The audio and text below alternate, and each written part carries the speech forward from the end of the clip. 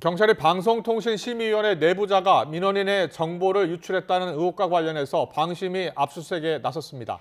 경찰은 앞서 불거진 민원 사주 의혹 관련 수사도 이첩받아서 수사하고 있다고 밝혔습니다. 취재 기자 연결합니다. 김철희 기자. 네, 사회부입니다. 네, 압수수색이 지금도 진행 중입니까? 네, 그렇습니다. 서울경찰청 반부패 공공범죄수사대는 오늘 오전 9시쯤부터 서울 목동에 있는 방심위에서 압수수색을 벌이고 있습니다.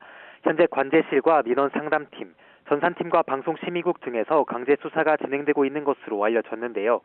앞서 류희림 방심위원장이 이른바 민원 사주 의혹이 제기되자 민원인 정보를 유출한 것으로 추정되는 사무처 직원 등 설명 불상자를 대상으로 개인정보보호 위반 혐의로 수사를 의뢰했습니다.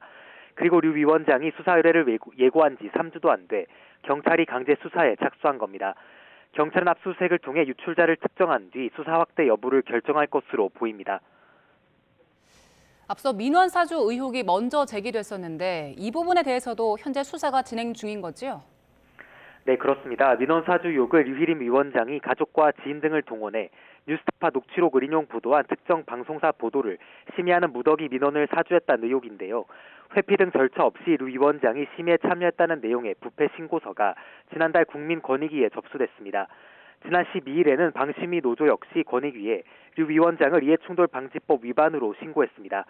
민원 사주 의혹보다 정부 유출 의혹 관련 수사가 먼저 이뤄지자 노조는 크게 반발했는데요. 직접 들어보시겠습니다. 그 민원인들의 정보를 직원들이 열람하지 못하게 함으로써 자신의 범죄 혐의를 덮고 앞으로 그런 민원 사주를 계속하겠다는 것인지 의심스럽습니다.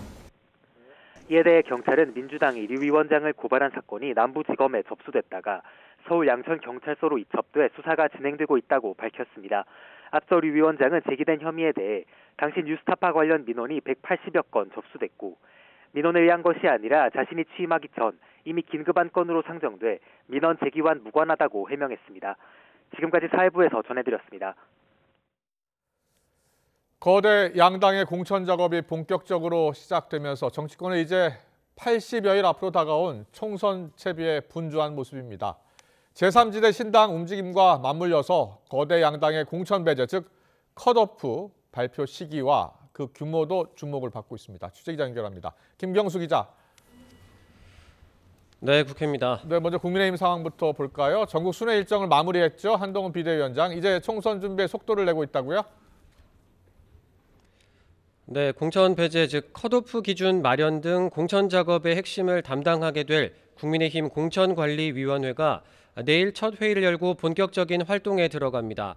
이에 앞서 오늘 오후 한동훈 위원장은 미래를 키워드로 하는 공약개발본부를 띄우는 등 총선 체제에 박차를 가하는 모습입니다. 민주당을 겨냥한 공세 수위도 끌어올리고 있습니다. 이재명 대표 피습 사건과 관련해 근거 없는 음모론을 제기하고 있다며 날을 세운 겁니다. 민주당은 이 대표의 이 피습 사건과 관련해서 희한한 음모론들을 계속 이어가고 있습니다. 지지자들을 결집시키고 위기에서 탈출하려는 비이성적 음모론을 그만두시기를 요청드립니다. 이런 가운데 한동훈 위원장은 오늘 삼선 중진 의원들과 여의도에서 오찬을 함께했고 모레는 4선 이상 중진 의원들과 오찬 회동을 합니다. 오늘 오찬을 마친 뒤 기자들과 만난 한동훈 위원장은 오늘 주로 조언을 듣는 자리였다고 설명했습니다.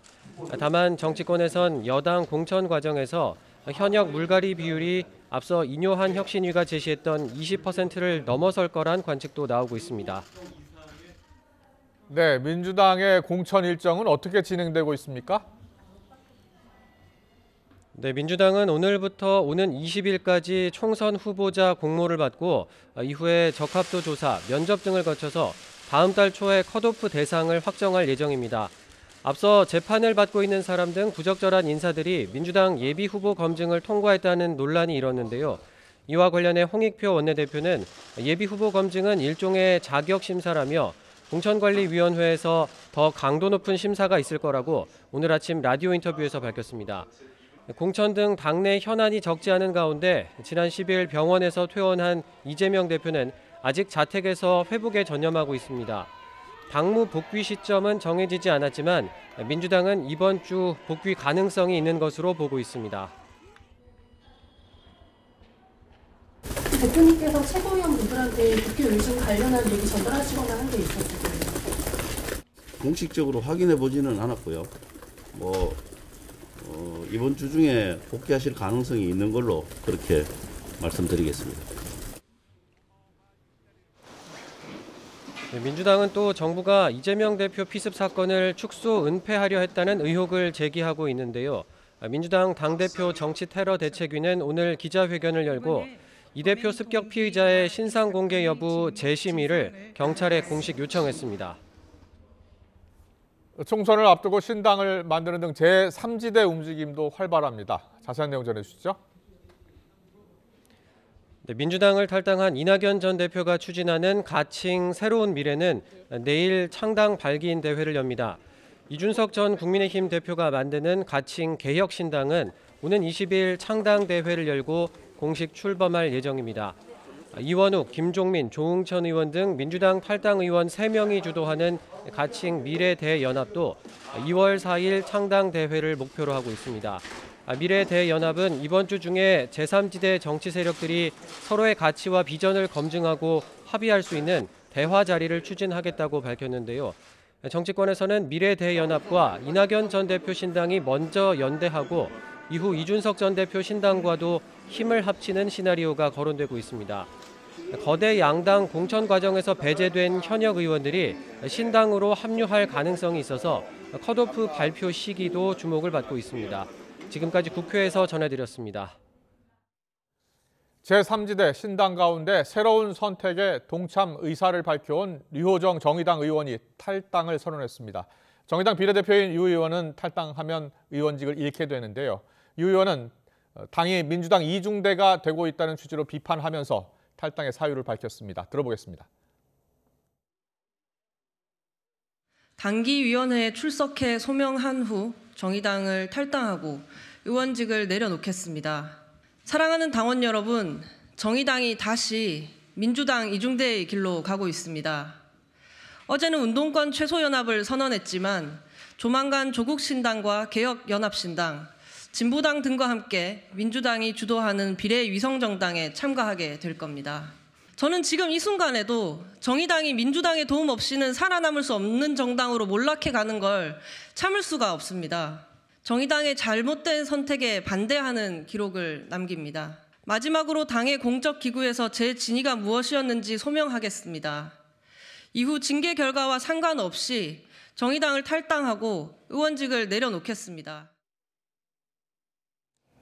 네, 이렇게 4월 총선을 앞두고 신당 창당 움직임이 활발합니다. 모두 확정된 건 아니지만 가칭 개혁신당과 새로운 미래, 미래대연합, 그리고 새로운 선택과 한국의 희망까지 이렇게 5개 정당의 이름만 봐도 미래와 또 새로운 같은 중복되는 단어가 보이죠. 본물 터지듯이 창당이 이루어지다 보니까 헷갈린다는 분들이 많은데요. 창당 주도 세력별로 분류를 해봤습니다.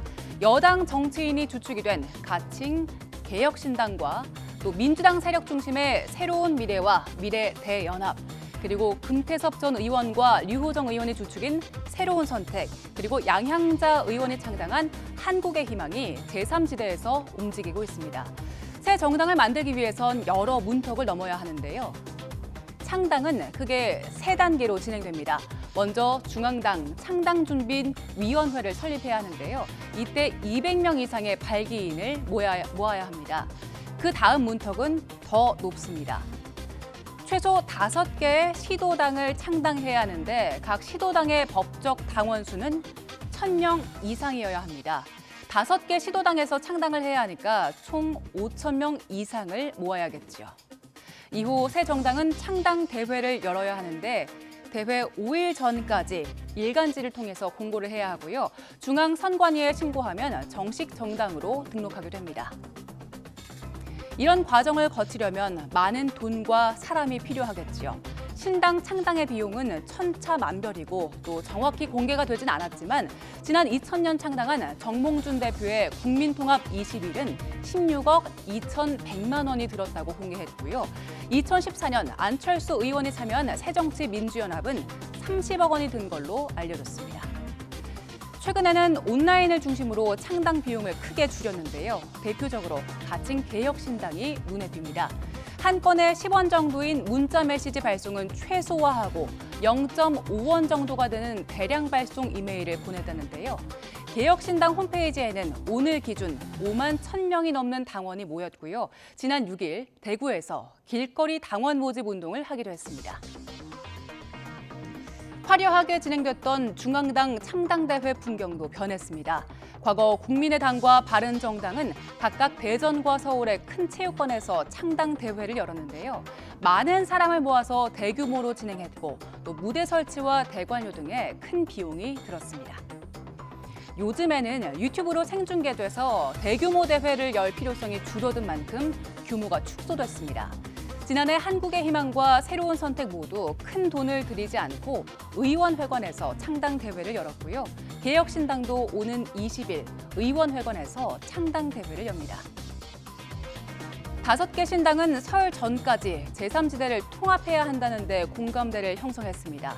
기득권 정치를 타파하고 국민께 양당이 아닌 새로운 선택지를 제시하겠다는 목표를 어떻게 이루어갈지 주목됩니다.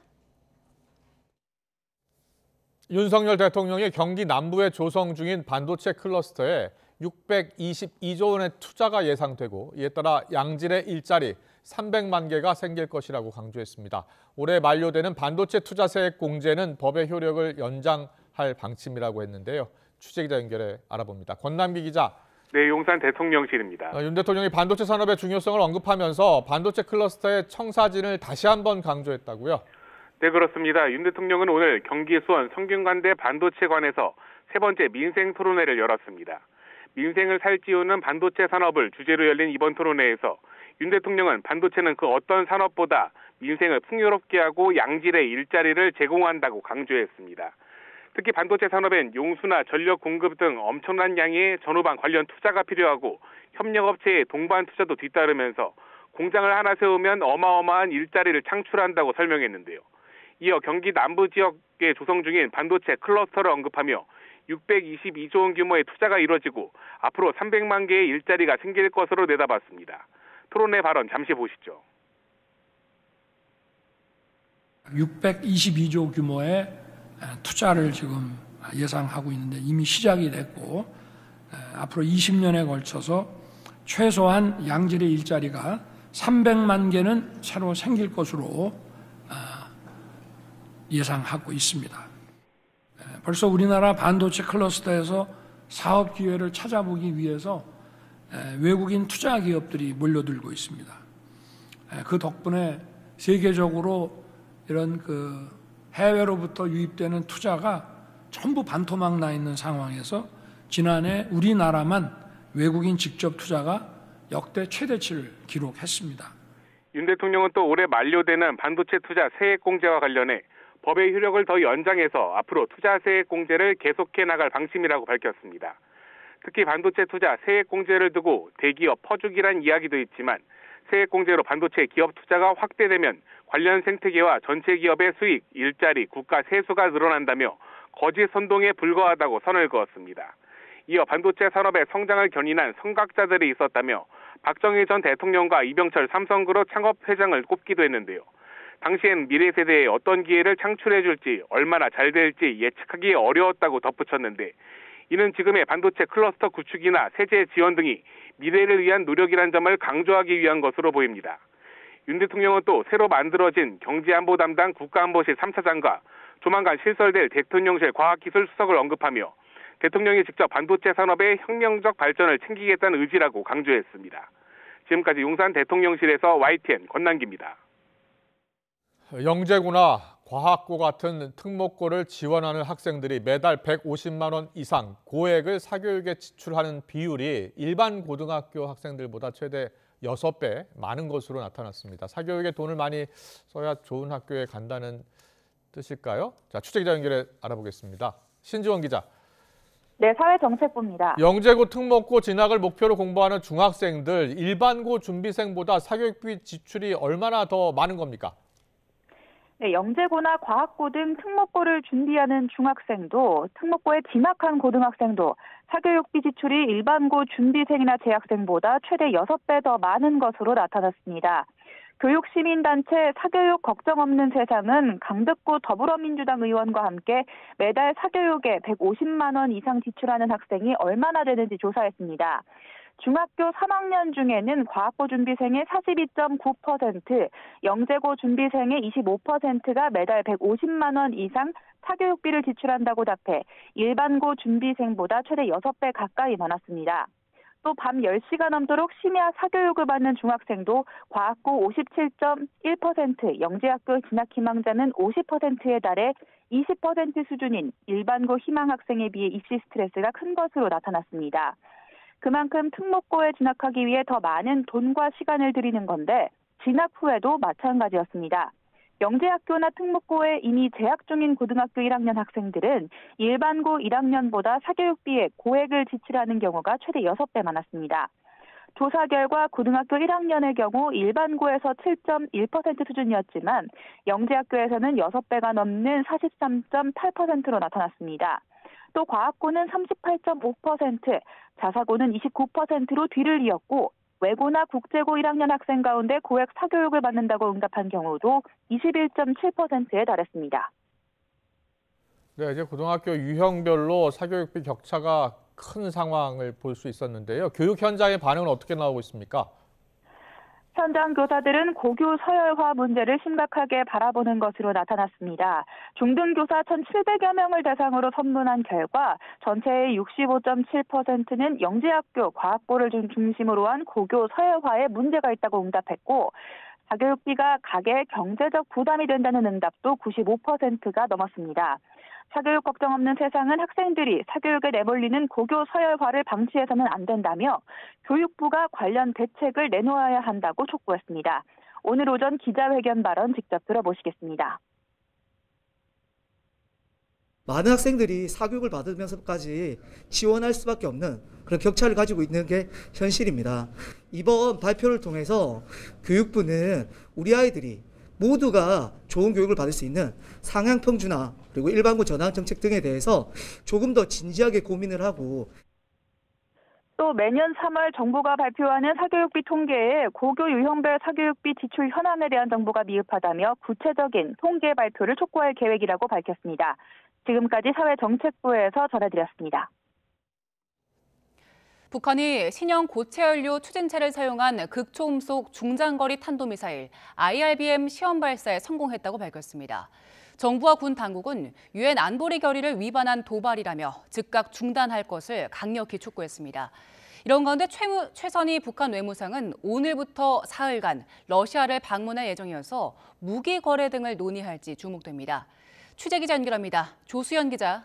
네, 통일외교안보부입니다. 네, 김정은 국무위원장이 남북 관계를 적대적 국가 관계로 규정한 뒤에 올해 첫 탄도미사일을 발사했는데 북한의 발표 내용 전해주시죠.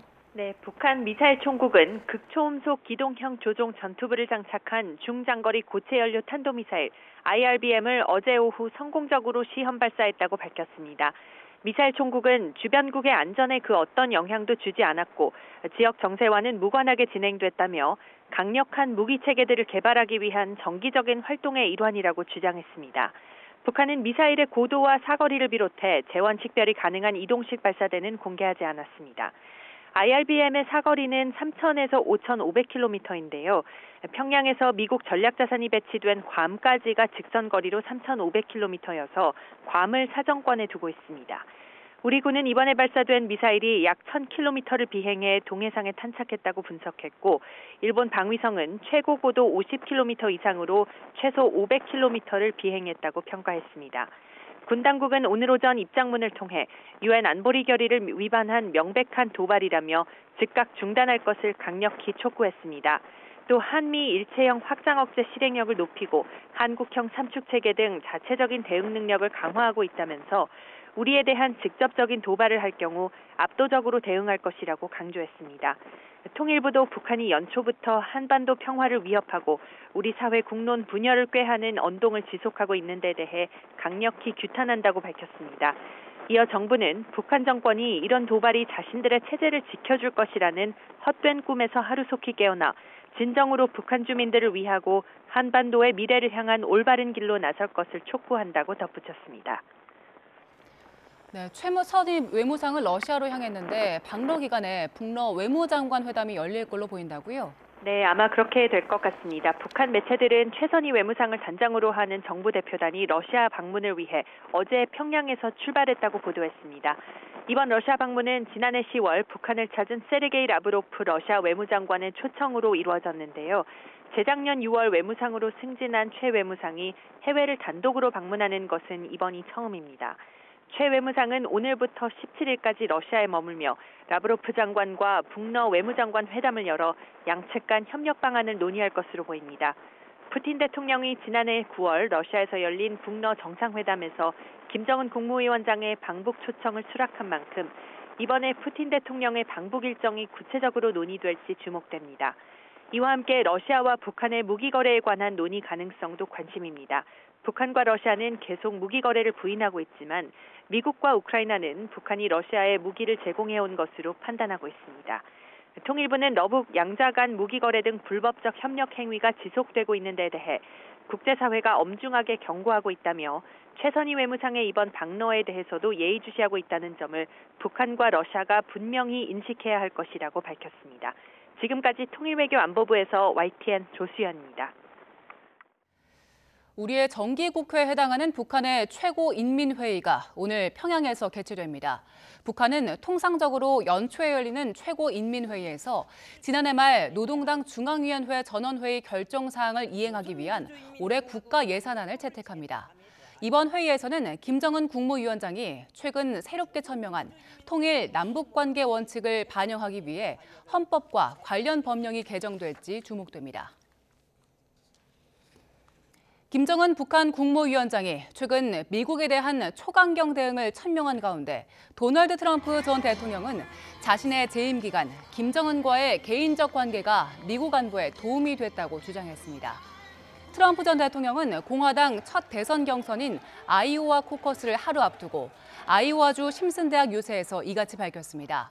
트럼프 전 대통령은 바이든 행정부의 외교 실정을 지적하는 과정에서 북한 문제를 언급하며 김정은은 매우 똑똑하고 터프하다며 자신은 김정은과 잘 지냈고 당시엔 안전했다고 강조했습니다. 네, 북한이 어제 김정은 위원장이 남북 관계를 적대적 관계로 규정한 뒤에 처음으로 탄도미사일 발사했죠? 네, 우리 정부가 강력히 규탄한 가운데 갈수록 도발 수위를 높여가고 있습니다. 북한의 의도와 또 전략 등 자세한 내용을 조한범 통일연구원 선임연구위원과 함께 분석해 보겠습니다. 어서 오세요. 안녕하세요. 네, 북한이 발사한 미사일, 이제 북한 주장을 보면 극초음속이고 또 고체 연료를 사용했다는 거예요. 이게 그동안 북한이 쐈던 미사일과 어떻게 다릅니까? 일단은 사거리를 중장거리라고 그랬거든요. 예. 그 중장거리면 5,000km 내외고, 네. 그러면 이제 괌이 사거리에 들어갑니다. 그러니까 지금 단거리 실전 배치했고 고체입니다. 그동안 괌이 사거리 미사일은 계속 쐈잖아요. 쐈죠. 그렇지만 액체였거든요. 성능이 고체 연료다. 성능이 이제 검증이 안 됐고, 그러니까 지금 화성 12형에 해당하는 중거리 그 로켓을 머리에다가 극초음속 활공체, 그러니까 극초음속 미사일이죠. 그 마 10 내외예요. 마 5 이상이면 극초음속이거든요. 요걸 개발을 하는데 지금까지 이번이 네 번째거든요. 네 번째인데 2021년 9월 쏜 것, 그다음에 2020년 1월에 쏜 거는 모두 화성 12형에 들어가는 액체 로켓의 동체와 엔진을 사용했던 거고요. 탄도만 극초음속이었거든요. 그런데 지금 북한 얘기가 맞다면 그 화성 12형에 해당하는 로켓 부분을 고체로 바꾼 겁니다. 자, 지금 저희가 그래픽 준비했는데 어제 쏜 미사일은 평양 일대에서 쐈고 약 1,000km의 사거리를 보였거든요. 근데 괌 기지는 훨씬 더 멀잖아요. 그런데 왜 중장거리라고 표현한 그러니까 겁니까? 지금까지 북한이 ICBM을 발사해도 고각으로 쏘면 1000km밖에 안 가거든요. 그렇죠. 그러니까 이거 고각으로 발사한 게 아니라면서요. 아니죠. 근데 사거리를 줄인 거죠. 왜냐하면은 지금 저게 이제 저 포인트가 왜 중요하냐면 네. 우리 합참은 1000이라고 그러는데 일본은 500km라고 지금 주장하거든요. 아, 그래요? 왜냐하면 고도가 높이 올라가면은 대략 그 레이더로 잡기 때문에 사거리가 유사해집니다. 예. 근데 지금 거의 2배 차이 나거든요. 네. 왜냐하면 지금 고도가 50km거든요. 예. 그러니까 극초음속 미사일은 지금까지 북한이 쏜 게 30에서 최대 60km예요. 이번에 50km. 그러면은 레이더의 사각이 오랫동안 잡힙니다. 지구 공면 효과. 탄도 미사일인데도 이 큰 포물선을 그리는 건 아니나 보죠. 그러니까 저건 탄도 미사일이 아니고 예. 일종의 순항 미사일 개념이에요. 아. 그러니까 그렇게 보면 일본이 상당히 긴 기간 동안에 레이더에서 놓친 거죠. IRBM이라고 하면 탄도 미사일 아니에요? IRBM, 그러니까 그 IRBM은 사거리입니다. 아. 그러니까 1000km까지를 단거리, 1000에서 5500까지를 중거리, 그 이상을 장거리라고 그러거든요. 네. 그러니까 IRBM, ICBM, 그다음에 SRBM 이거는 이제 거리 개념이고요. 네. 탄도를 그리느냐, 그다음에 순항하느냐, 이게 이제 비행 방식인데 예. 지금 북한이 쓰고 있는 이 극초음속 미사일은 탄도 미사일의 추진력에 이 순항 미사일의 순항 능력을 결합시켰기 때문에 사거리는 늘어나고 이 속도는 매우 빠르고 예. 그다음에 마지막 부분에 이 순항 비행을 하니까 레이더로 잡을 수가 없어요. 예. 지금 북한이 극초음속 미사일로 그걸 또 고체 연료로 쏜 게 처음인 거잖아요. 그렇죠. 이 무기 같은 경우에는 이제 전 세계 안보에 어느 정도나 위협이 되는 겁니까? 지금 현재 극초음속 미사일을 실전 배치했다고 말은 하는데 확인된 건 없고요. 그러니까 실제 만일에 저 정도 북한이 중거리 성능을 달성하고 마 10의 속도를 달성하고 지금 마지막 이제 탄두부에 달려 있는 그 비행체, 그걸 이제 극초음속 활공체라고 그러거든요. HGV라고 하는. 그건 이제 거의 200~300km를 비행기처럼 순항을 하거든요. 마음대로. 그 능력이 확보된다고 그러면은 지금 기존의 유경망으로는 막을 수가 없습니다. 그렇군요. 북한이 말하는 그 조정 장치를 지금 탄도 부분에 설치했다는 거 아닙니까? 그렇게 될 경우에는 주일 미군 기지라든지 괌에 있는 미군 기지. 괌까지는 지금 알래스카는 한 6,000대니까 예. 화성 12형 정도 추진력 가지고는 안 되고요. 예. 괌까지는 이제 사거리에 넣게 되는 거죠. 그렇다면요. 이게 극초음속이기 때문에 현존하는 미사일 방어 시스템으로는 막지 못한다는 거 아니에요? 그러니까 패트리어트의 가장 진보된 MSE 같은 경우도 한 마 5 정도까지는 커버가 되는데 지금 순간적인 속도 이제 정확한 데이터는 안 나왔어요. 근데 10까지는 확인됐거든요. 예. 최종 종말 속도가 10이라고 그러면은 패트리어트로도 막기가 어렵고요. 심지어 사드로도 그렇게 쉽지 않습니다. 그렇군요. 예. 지금 또 고체 연료이기 때문에 기습 도발에도 또 유리하잖아요. 예. 그러니까 지금 북한이 KN-23, 24, 25 단거리 100km, 1000km 이내는 모두 고체로 전환하고 있어요.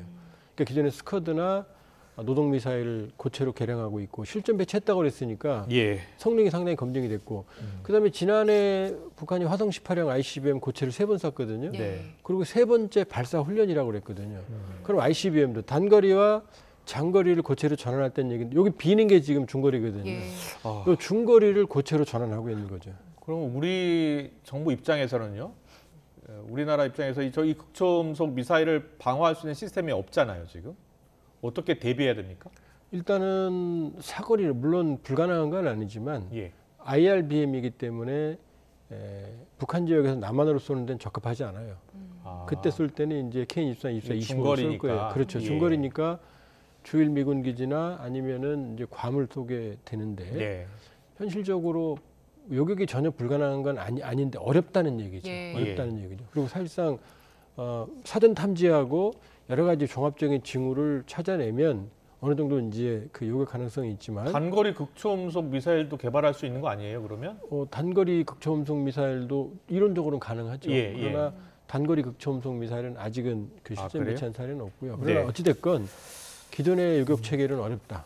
그러나 최대한 복합적인 방공망을 가동할 수밖에 없다. 미국도 긴장해야 될 것 같은데요. 만일 성공적이라면, 근데 저게 첫 번째입니다. 그러니까 고체 연료를 사용한 첫 번째고, 그리고 최대 4번째밖에 안 쐈고, 이 4번 쐈지만 그중에 2번째는 원불형이거든요. 일반형 탄도거든요. 그러니까 아직은 초기 단계다. 그러니까 성공 여부를 알 수는 없지만 실제 실전 배치된다 그러면 한미 모두 상당한 부담이 생기는 거죠. 네, 김정은 위원장이 남북 관계를 적대적 교전국 관계다 이렇게 규정을 한 이후에 첫 번째 도발인 건데 계속해서 도발 수위를 높이는 이유에 대해서는 어떻게 분석하세요?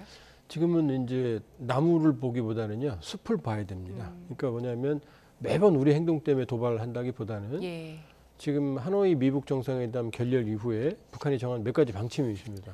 경제는 자력갱생. 그다음에 대외적으로는 신냉전 외교. 그러니까 남북 관계, 북미 관계보다는 이제 러시아, 중국, 권위주의 국가들. 그다음에 국방력 강화입니다. 핵능력 고도화를 중심으로 국방력 강화. 그다음에 이번에 이제 대한민국과의 관계를 교전국가로 전해줘. 이 네 가지입니다. 그러니까 지금 이번에 쏜 거는 무슨 어떤 특별히 자극이나 위기 조성이 아니고 자기들 마웨이 정해진 스케줄을 소화하는 거예요. 그러니까 이 중거리 미사일을 고체로 전환하기 위한. 그러니까 이미 지난해 11월 북한이 이미 두 차례 이 지상 이번에 사용된 것으로 추정이 되는 고체 연료를 지상 시험을 했거든요. 그러니까 예정된 거죠. 예정된 거고 이미 신원식 장관도 이미 쏠 것 같다고 예고를 했죠. 그런데 북한이 지난 5일이었죠. 사흘 연속 서해상에서 도발을 했잖아요. 포사격 계속 했었잖아요. 그 북한의 서해안 포사격은 어떤 의도가 담겼다고 보세요? 그건 이제 이 교전국가로 전환했으니까 이제 군사적 긴장이 높아지는 거죠. 높아지는 거고 지금 북한의 입장에서는 이 군사적 긴장이 높아지는 원인을 우리 쪽에 전가하려고 그러거든요. 그러니까 직접적인 도발은 안 합니다. NLL 넘어오거나 우리군을 직접 사격을 하거나 그런 건 아니지만 군사적 긴장을 최고도로 올리고 우리 내부의 군사적인 피로감, 안보적 피로감을 극대화시킨 다음에 이 원인이 윤석열 정부 때문이다. 문재인 정부 때는 그나마 안보가 지켜졌는데 지금은 윤석열 정부가 원인을 제공해서 당신들이 피곤한 거다. 이런 환경을 조성하려고 하는 겁니다. 그렇군요. 외신에서는 일단 북한이 도발 수위를 올려서 한국 그리고 미국 올해 선거 있잖아요. 거기에 영향을 미칠 것이다. 그리고 추가 도발 가능성이 있다. 이렇게 분석을 했는데 어떻게 전망하세요?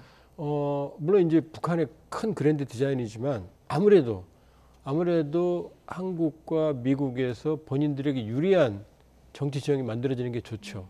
근데 이제 한국과 미국하고 좀 전략이 다를 거예요. 왜냐하면 미국은 보수 여론이 결집을 하면 트럼프 대통령이 당선 가능성이 높거든요. 그러니까 미국은 보수 여론을 결집시키는 자극을 할 거고, 근데 우리 쪽에는 보수 여론이 결집하면 여당이 유리하거든요. 그러니까 보수 여론을 결집시키진 않지만, 그러니까 미국은 보수 여론 결집, 우리는 여론 분열. 그러니까 안보적 피로감을 극대화시키되 명시적인 도발은 안 하는 거죠. 그럼 우리 안보 이 보수 여론이 결집을 하게 되니까. 그러니까 양쪽 다른 형태의 군사적 긴장을 고조시켜도 다른 형태의 전략을 쓸 가능성이 높아요. 네, 김정은 위원장이 이제 남한을 주적으로 표현을 했고요.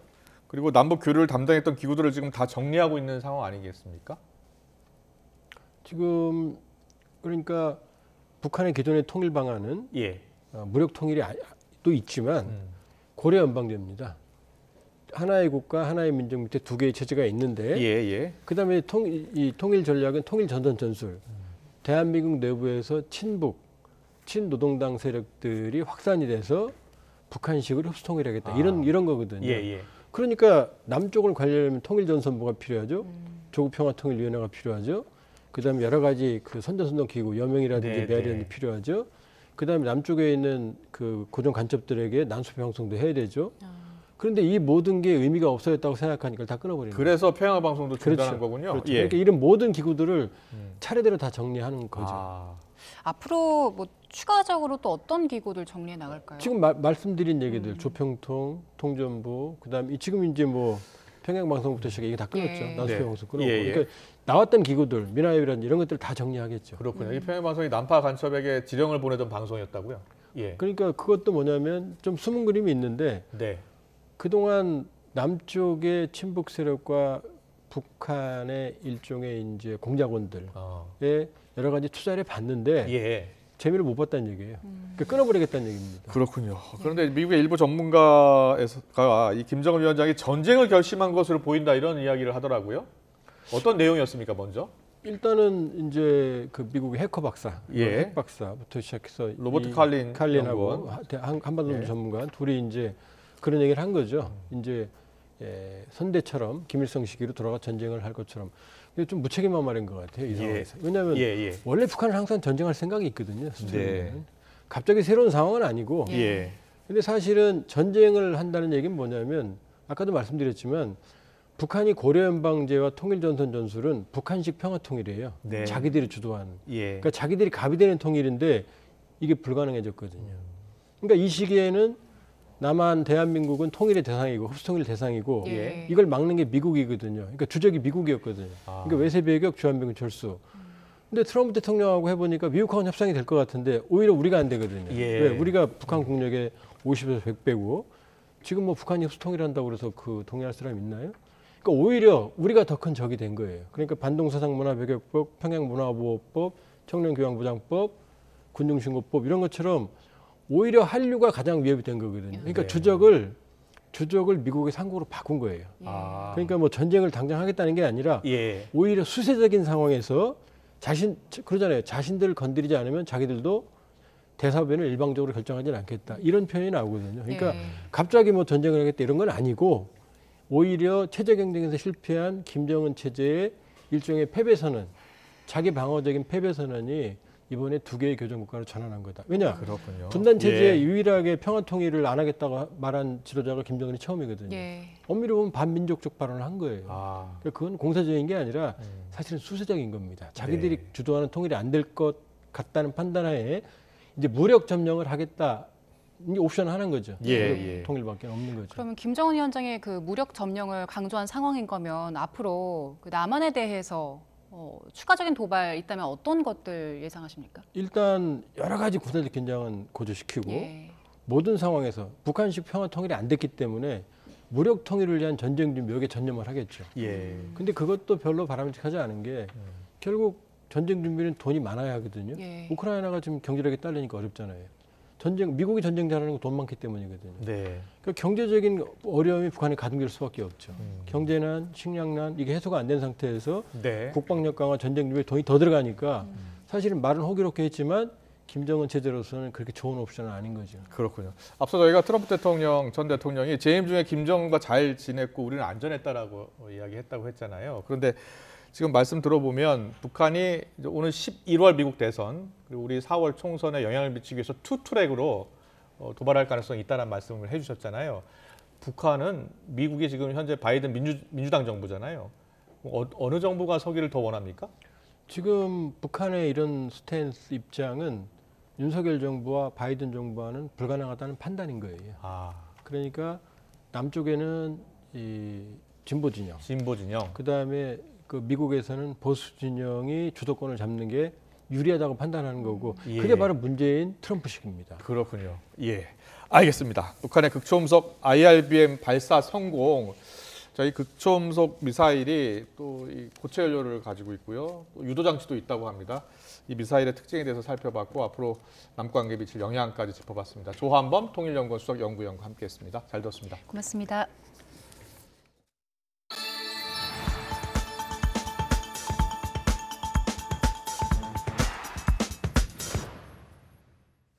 왕이 중국 공산당 중앙외사판 공실 주임 겸 외교부장은 타이완 대선 결과에 대해서 하나의 중국 원칙과 중국의 통일 의지에 변함이 없을 것이라고 거듭 강조했습니다. 이집트를 방문하고 있는 왕이 부장은 어제 사메 수크리 이집트 외무장관과의 회담 후에 타이완 대선 이후 양안 관계에 관한 질문에 이같이 답했습니다. 그러면서 타이완의 독립은 타이완 동포의 안녕을 위협하고 중화민족의 근본적인 이익을 훼손하며 타이완 해협의 평화와 안정을 파괴하는 끊어진 길이요 죽음의 길이라면서 중국은 결국 완전한 통일을 실현할 것이라고 강조했습니다. 타이완 대선 직후 타이완을 방문한 미국 대표단이 차이잉원 타이완 총통에게 미국의 타이완에 대한 약속은 바위처럼 단단하다고 강조했습니다. 제임스 스타인버그 전 미국 국무부 장관과 함께 미국 대표단으로 타이완을 찾은 스티븐 헤들리 전 국가안보보좌관은 타이완과 미국의 관계가 새 정부에서도 지속적으로 이어지길 고대한다고 말했습니다. 차이잉원 총통은 대표단 방문이 매우 의미 깊다며 타이완 민주주의에 대한 미국의 지지를 보여주고 타이완과 미국 간의 긴밀하고 확고한 관계를 부각시킨다고 말했습니다. 그러면서 타이완과 미국과의 관계가 지속적으로 발전하길 희망한다고 강조했습니다. 네, 미국 대선의 첫 관문인 아이오와 코커스가 하루 앞으로 다가온 가운데 당원대회 역사상 가장 추울 것으로 보이는 날씨가 최대 변수로 떠올랐습니다. 최악의 북극 한파가 투표율에 영향을 미칠 걸로 보여 트럼프와 나머지 후보들 간의 명암이 엇갈릴 전망입니다. 아이오와 현지에서 권준기 특파원이 보도합니다. 지금 아이오와는 영하 27도, 현지 언론은 생명을 위협할 정도의 추위라고 표현하고 있습니다. 그런데도 트럼프 유세장 앞에는 이렇게 지지자들이 긴 줄을 늘어서고 있습니다. 유세장을 가득 메운 지지자들은 행사 시작 2시간 만에 등장한 트럼프에게 뜨거운 환호를 보냅니다. 트럼프는 북극 한파에도 빼곡히 들어찬 지지자들을 보며 흡족해했습니다. You have to see what's outside. We have a lot of people here. If this is any indication, the storm has had zero effect. Zero. 트럼프 지지자들은 날씨가 아무리 추워도 반드시 한 표를 행사하기 위해 집을 나서겠다고 확언했습니다. Oh yeah, I'll be out to vote. He's the man. He's the one that brought this country back into shape. Because of the things he accomplished during his presidency. We had good economy. 혹한으로 막판 현장 유세가 대부분 취소된 가운데 나머지 후보들은 조급해졌습니다. 1시간 이상 소요돼 안 그래도 수고로운 코커스에 추운 날씨까지 겹쳐 득표율에 악영향을 미칠 수 있다는 우려 때문입니다. It is cold. It is really cold. But we are going to fight this until the very end. Pitch in $5, $10, $25 today, and let's finish this strong. They can throw a blizzard at us, and we are gonna fight. They can throw a wind chill at us, and we are gonna fight. 트럼프는 가장 최근 여론조사에서도 과반 가까운 지지율을 확보한 가운데 디센티스와 헤일리가 2위를 놓고 접전을 벌이고 있습니다. 첫 경선부터 1위가 뒤바뀌진 않겠지만 적어도 추격의 발판을 마련하기 위해선 2위 자리가 절실한 상황. 일각에서는 1위가 확실한 트럼프보다 2위 경쟁이 치열한 나머지 후보의 지지자들이 더 적극적으로 투표장에 향할 거란 전망도 내놓고 있습니다. 일기예보는 코커스 당일 기온이 영하 30도까지 내려갈 것으로 관측하고 있습니다. 코커스 역사상 가장 추운 날씨가 공화당 첫 경선 결과에 어떤 영향을 미칠지 주목되고 있습니다. 아이오와 디모인에서 YTN 권준기입니다.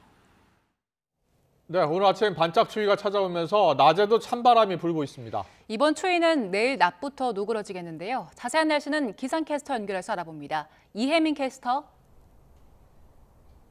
네, 평화의 공원에 나와 있습니다. 일단 지금도 찬바람이 불면서 춥다고요? 네, 그렇습니다. 제 뒤로 파란 하늘 보이실 텐데요. 이 공원에 나와보니 오늘 날은 무척 쾌청합니다. 다만 찬바람이 불면서 무척 기온이 크게 떨어졌는데요. 현재 서울의 체감온도는 영하 5도에 머물고 있습니다. 어제 같은 시각보다 무려 7도나 낮은 기록입니다.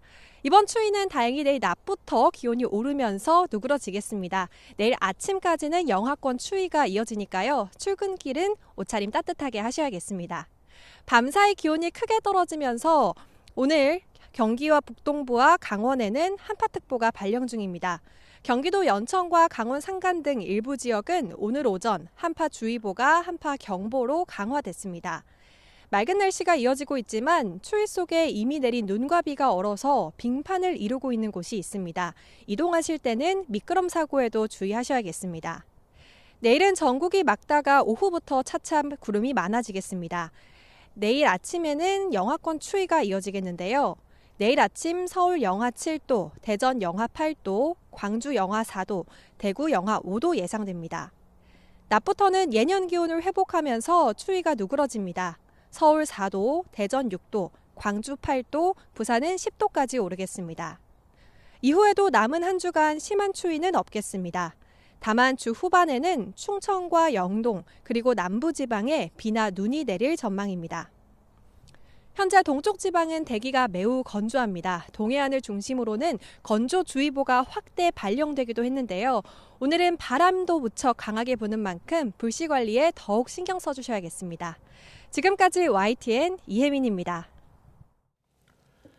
매년 전 지구 온도를 색으로 표현해서 배치한 기후 줄무늬가 있습니다. 색이 붉어질수록 기후 위기가 심각해진다는 것을 객관적으로 알 수 있게 하는 건데요. 네, 매년 붉은색이 늘어나던 이 줄무늬에 가장 진한 붉은색이 새로 추가됐다고 하는데 어떤 의미인지 김민경 기자가 보도합니다. 파란 줄이 이어지다 하얀색 줄이 생기더니 이번엔 붉은색으로 바뀝니다. 영국의 기후과학자 에드 호킨스가 개발한 기후 줄무늬입니다. 세로줄 한 개는 1년의 평균 기온을 의미하는데 1971년부터 2000년의 평균 기온을 기준으로 기온 감속폭이 클수록 진한 파란색, 상승폭이 클수록 진한 빨간색으로 표시됩니다. 최근 몇 년 사이 기후 줄무늬에는 빨간색 계열이 계속 나타납니다. 그만큼 지구 기온이 상승했다는 겁니다. 그런데 맨 오른쪽에 가장 진한 빨간색이 추가됐습니다. 지난해 상황을 반영한 건데 전 세계 평균 기온이 14.98도로 관측사상 가장 높았기 때문입니다. 365일 내내 지구 일평균 기온이 산업화 이전보다 1도 이상 높았고 한 해의 절반에 달하는 173일 동안은 기후변화의 마지노선으로 여겨지는 1.5도를 넘어섰습니다.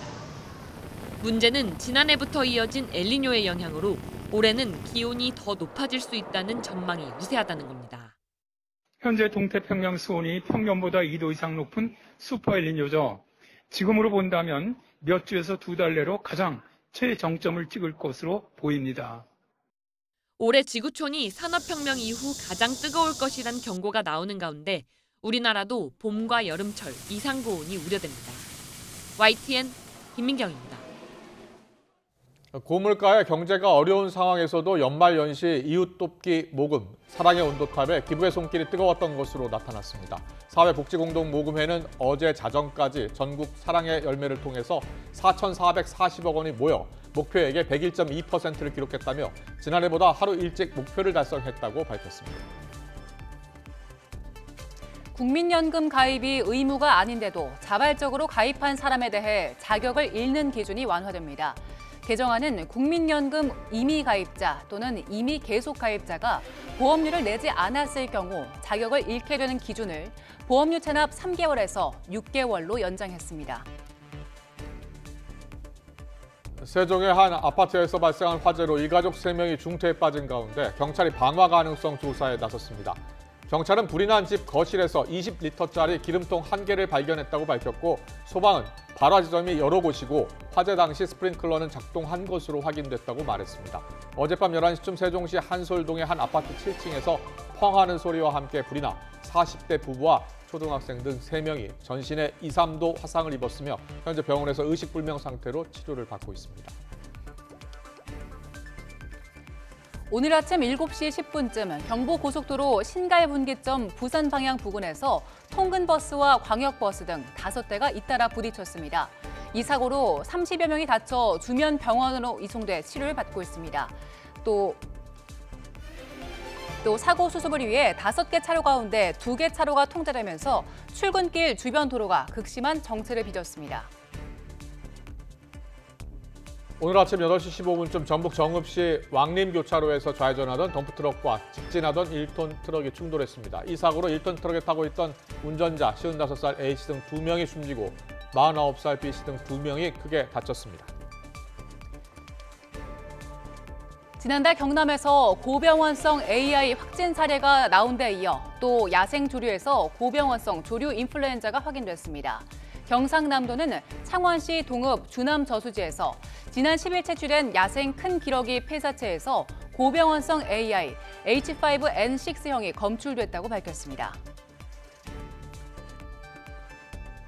마약에 취해 허위 신고를 한 20대 남성이 경찰에 붙잡혔습니다. A씨는 그제 오후 서울 강남구 주택에서 마약에 취해 집에 도둑이 들었다고 거짓 신고를 한 혐의를 받고 있습니다. 현장에서 주사기와 필로폰을 발견한 경찰은 간이 시약 검사 결과 양성 반응이 나오자 국립과학수사연구원에 정밀 검사를 의뢰하고 A씨에 대한 구속영장을 신청했습니다. 올봄 창경궁에서 자연 경관과 미디어 아트가 어우러진 모습을 감상할 수 있는 야간 프로그램이 시작됩니다. 물빛 연화라는 이름의 이 프로그램은 창경궁 후원에 있는 연못 충당지에 영상 기술이 더해진 미디어 아트를 비춰 관람객들이 봄밤의 경치를 즐길 수 있도록 구성됐습니다.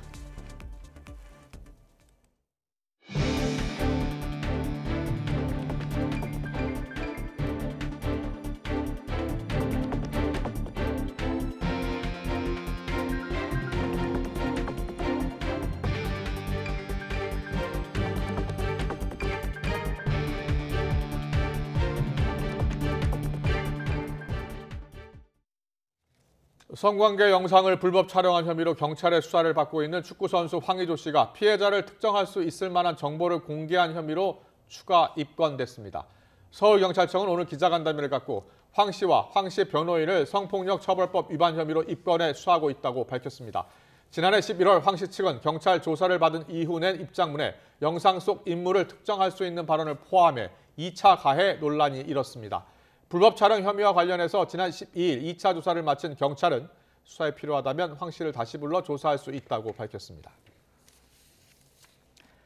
웹툰 작가 주호민 씨 아들을 정서적으로 학대한 혐의로 재판에 넘겨진 특수교사에게 검찰이 징역형을 구형했습니다. 검찰은 오늘 수원지방법원에서 열린 특수교사 A씨 결심에서 징역 10개월을 선고해달라고 재판부에 요청했습니다. 검찰은 최근 대법원이 아동학대 여부를 밝히기 위해 학부모가 몰래 녹음한 수업 내용을 증거로 쓸 수 없다고 판단하긴 했지만 주 씨 아들이 중증 자폐성 장애 아동이라 피해 사실을 부모에게 전할 방법이 없었다고 차이가 있다고 주장했습니다. 이에 A씨 측 변호인은 녹음 파일을 유죄 증거로 쓸 수 없고 증거가 인정된다고 해도 학대가 아니었다고 맞섰습니다. 최후 진술에 나선 A씨는 애정으로 가르친 학생의 학대 피고인이 돼 슬프다면서 신뢰를 쌓고 노력한 과정을 고려해서 억울함을 풀어달라고 호소했습니다. 얼마 전 소아 당뇨를 앓던 어린 딸과 함께 부부가 극단적인 선택을 한 안타까운 사건이 있었는데요. 보건당국이 소아 당뇨에 대한 건강보험 지원을 앞당기겠다고 밝혔지만 환자와 가족들의 고충을 덜어줄 수 있을지는 미지수입니다. 김혜은 기자의 보도입니다. 충남 태안군의 주택 앞 차량 안에서 숨진 채 발견된 일가족 3명. 경제적 어려움 속에 9살 딸이 소아 당뇨를 앓아 힘들어했던 걸로 전해졌습니다. 어릴 때 발병하는 제1형 당뇨병, 소아 당뇨는 식습관이나 비만으로 인한 성인 당뇨병과 달리 췌장에서 인슐린이 분비되지 않아 혈당 조절이 되지 않는 질환입니다. 고혈당이나 저혈당 쇼크에 빠지지 않기 위해 수시로 혈당을 재고 인슐린 주사를 놔야 합니다.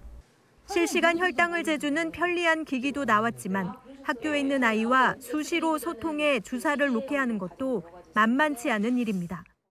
주사를 계속 놔야 돼요. 항상 휴대폰을 걷지 않고요. 눈치를 많이 봐요. 수업 시간에 계속 핸드폰이 울리니까. 병원비뿐 아니라 자동 혈당 측정기나 인슐린을 자동으로 넣어주는 펌프 등 기기에 드는 비용도 부담입니다. 비극적인 사건까지 발생하자 보건당국은 인슐린 펌프를 포함한 당뇨 관리 기기 구입 비용에 대한 건강보험 확대를 한 달 앞당기기로 했습니다. 하지만 환자들은 중증 질환으로 인정해 본인 부담금을 더 낮춰야 한다고 주장하고 있습니다. 내원하는 횟수도 너무 많고 병원비도 너무 많이 들고 중증 질환이나 희귀 질환으로 무조건 넣어야 된다라는 의견이 이제 강하죠. 19세 미만 소아 당뇨 환자는 14,000여 명, 4년 새 26% 넘게 늘었습니다. 하지만 소아 당뇨를 제대로 치료할 수 있는 병원은 전국에 70여 곳에 불과합니다. 소아내 분비를 전공한 사람들이 모든 병원에 다 있지는 않아가지고요. 다닐 수 있는 병원이 좀 제한이 될 수 있습니다. 더군다나 병원이 대부분 수도권에 있어 몇 시간씩 원정 진료에 나서는 경우도 많아서 응급 상황에 제때 대처하지 못한다는 점도 환자와 가족들을 울리는 요인입니다. YTN 김혜은입니다.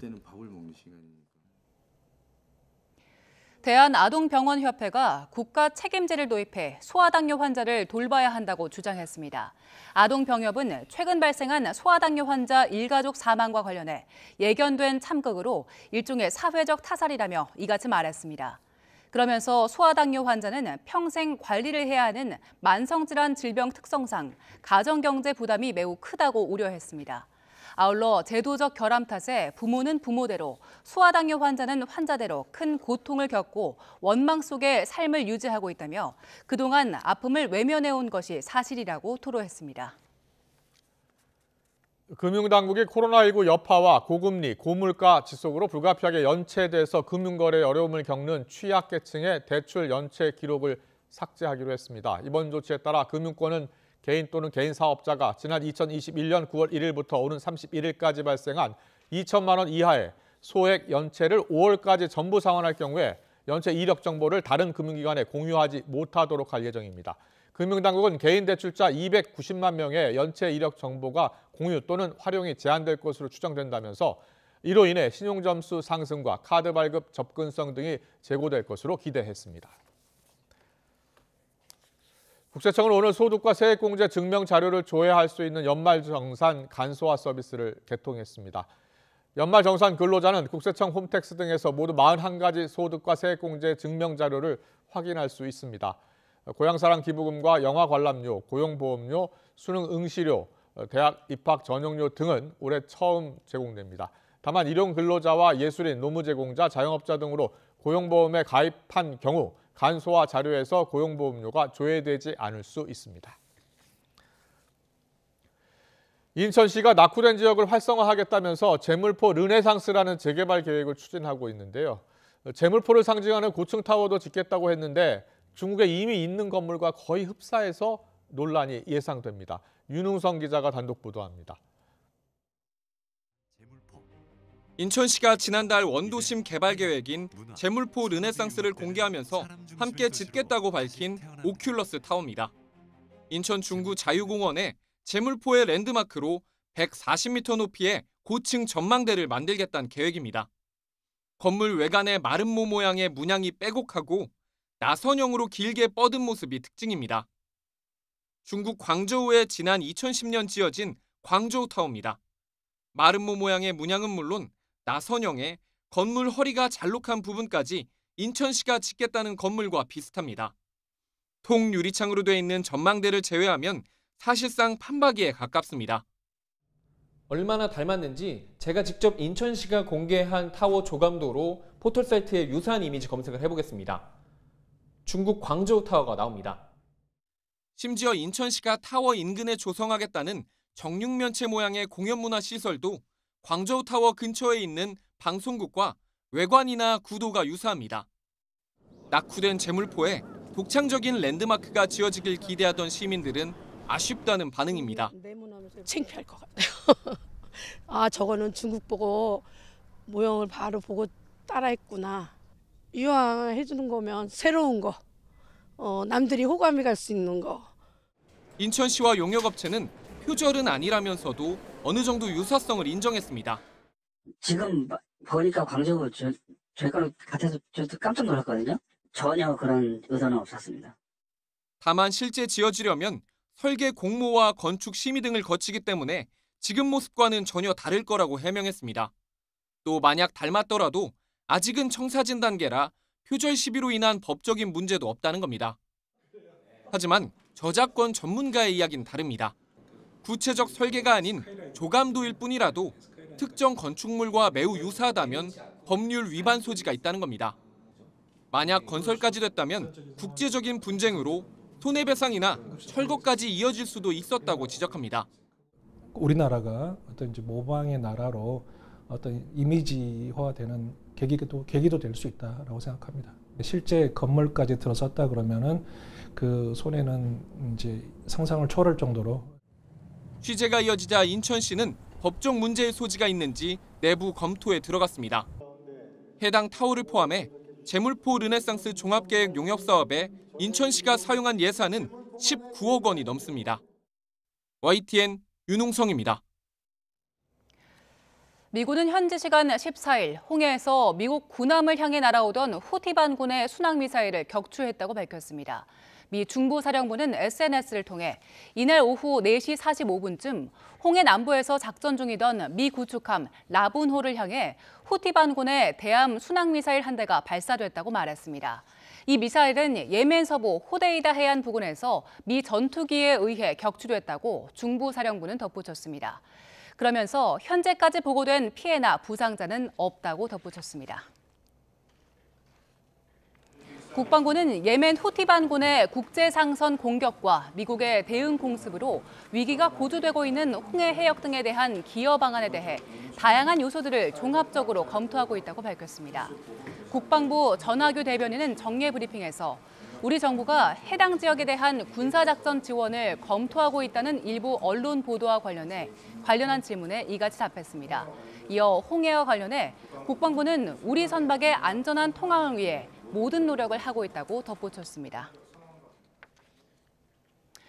이스라엘 가자 지구에서 민간인 피해가 급증하면서 미국 정부는 지금이 군사작전을 저강도로 전환할 적기라고 강조했습니다. 하지만 이스라엘은 여전히 강도 높은 공격을 지속하고 있어서 미국 정부가 곤혹스러운 입장이라고 미 언론이 전했습니다. 이동우 기자의 보도입니다. 이스라엘군의 폭격을 받은 가자 지구 건물이 폭삭 무너졌습니다. 최소 15명이 숨지고 부상자가 속출했습니다.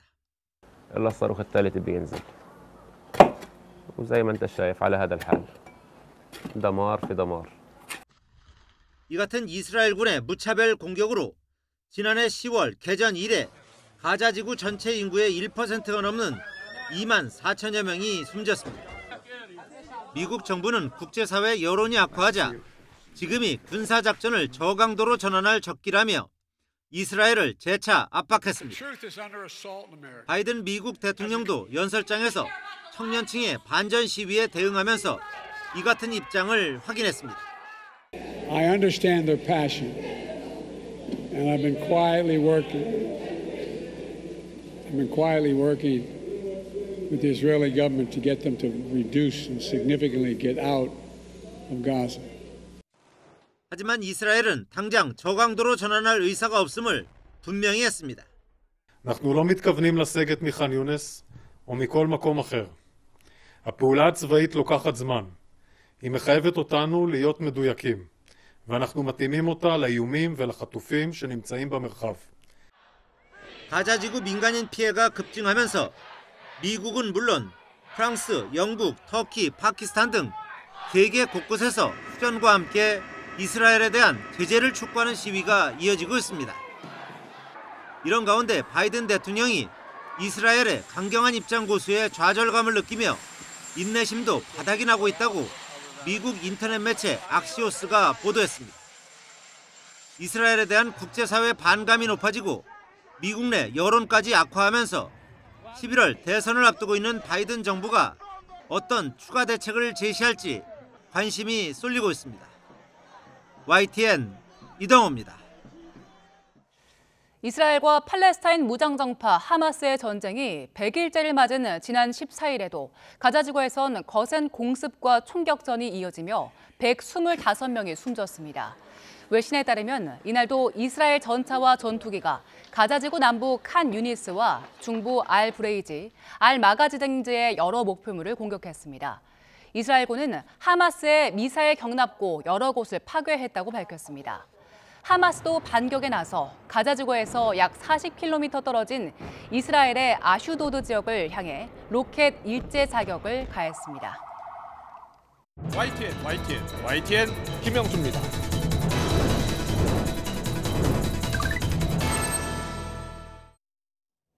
4월 총선이 석 달도 남지 않은 가운데 정당 지지도를 묻는 리얼미터 여론조사에서 국민의힘이 3%포인트 오른 39.6, 민주당이 2.1%포인트 내린 42.4%를 기록한 것으로 나타났습니다. 지역별로 보면요. 민주당 같은 경우에 전통적인 야권 강세 지역인 광주 전라 권역에서 13.9%포인트 하락해 다른 지역에 비해서 낙폭이 가장 두드러졌습니다. 장내 정치 지도자 선호도를 묻는 갤럽 여론조사를 보면 이재명 민주당 대표가 지난달 조사 때보다 4%포인트 오른 23%로 가장 높았고 한동훈 국민의힘 비대위원장이 6%포인트 오른 22%로 뒤를 이었습니다. 홍준표 대구시장, 이낙연, 이준석 전 대표는 각각 3%를 기록했습니다. 오는 4월 총선에서 여권의 정부 지원론과 야권의 정부 심판론 가운데 어느 주장에 더 동의하는지를 묻는 조사에서는 현 정부를 견제하기 위해서 야당 후보가 당선돼야 한다라는 비율이 51%, 현 정부를 지원해주기 위해서 여당 후보가 당선돼야 한다는 35%로 나타났고 14%는 의견을 유보했습니다. 오늘도 제3지대 신당 창당 움직임이 계속되고 있는데요.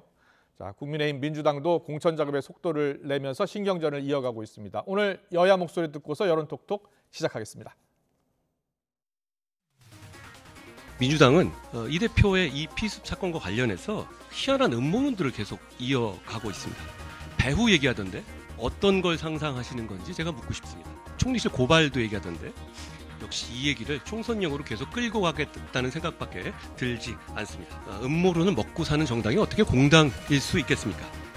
이태욱 특별법이나 쌍특검법에 대해서 아무런 말도 못하잖아요. 이런 문제에 대해서 아무런 말도 못하면서 국회 개혁이나 어떤 우리 사회 개혁을 어떻게 혼자 하겠다, 훨씬 해낼 수 있다고 생각하십니까? 여당의 구조적인 문제는 대통령으로부터 결재받는 여당 대표였거든요. 그 대통령이 잘못하고 있는 것에 대해서 그런 것을 바로잡을 수 있는 의지가 있어야 되는데 그런 의지가 하나도 없이 그저 그냥 야당한테만 얘기하는데.